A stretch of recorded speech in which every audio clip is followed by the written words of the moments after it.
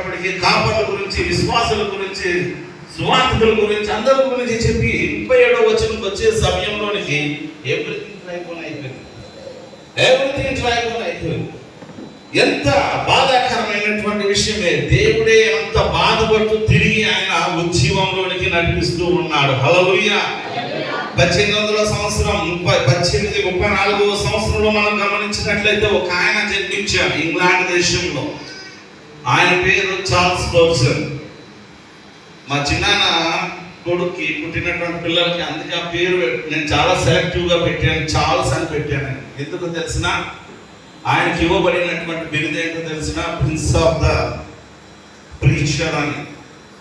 ఆయన ఒకసారి ఇంగ్లాండ్ దేశంలో వాక్యం చెప్పడానికి ఇంకొక ప్రదేశంలోనికి వెళ్ళినప్పుడు 5 గంటలకు ప్రార్థన సమయం అంటే సంగమా, అక్కడ జరిగినటువంటి విషయం ఏంటో తెలుసా? ఇంగ్లాండ్ దేశము చాలా చలితో కూడినటువంటిది, మంచుతో కూడుకున్నటువంటిది. బయటకు అడుగు పెట్టలేనటువంటి ఆ స్థితిలో ఉన్నటువంటి ఆ యొక్క కండిషన్లో ప్రజలు వాళ్ళ మఫ్లర్స్ ఏంటి, వాళ్ళ స్వెటర్స్ ఏంటి, వాళ్ళ జాకెట్స్ ఏంటి, వాళ్ళ హూడీస్ ఏంటి, వాట్ ఎవర్ వారికి ఉన్న దానిలో మొత్తం ప్యాకప్ అయిపోయి రాత్రి 2 గంటల సమయం నుంచి దేవుని సన్నిధికి రావడం మొదలు పెట్టారు. హల్లెలూయా. మనం ఏం చేస్తామమ్మా, 9 గంటల కంటే 11 గంటలకు మొదలెడతాం. అందుకే మనము డ్రై బోన్స్గా మిగిలిపోతూ ఉన్నాం. అందుకే మనలో ఉన్నటువంటి ఉజ్జీవన వెళ్ళిపోయి నిర్జీవమైనటువంటి స్థితిలోనికి వెళుతూ ఉన్నాం.